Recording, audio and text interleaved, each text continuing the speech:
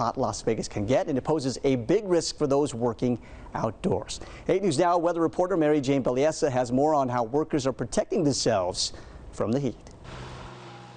With triple-digit temperatures in the forecast, workers outside are taking extra precautions to protect themselves from the heat, including adjusting their working hours and taking frequent breaks. We do pressure washing and window cleaning.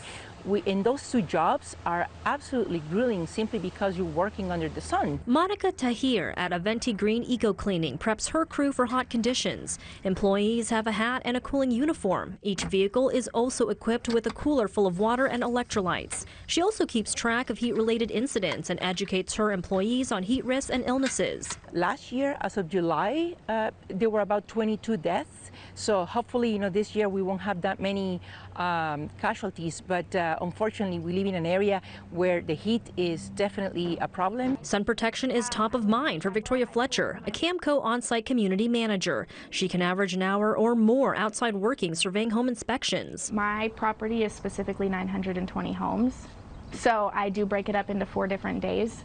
That way I'm not out there for more than 2 hours a day. Fletcher says no matter how hot it is outside, it's important to know how your body responds to the heat. Oh, the Vegas heat, it's natural. But sometimes when you're out there, it'll be 85 and you're all of a sudden, it's so hot, I need to take a break. We can avoid illnesses and deaths just by taking care of really small precautions. And that is knowing the first signs of heat exhaustion. Reporting in Las Vegas, Mary Jane Belliesa, 8 News Now. Thank you, Mary Jane. Not only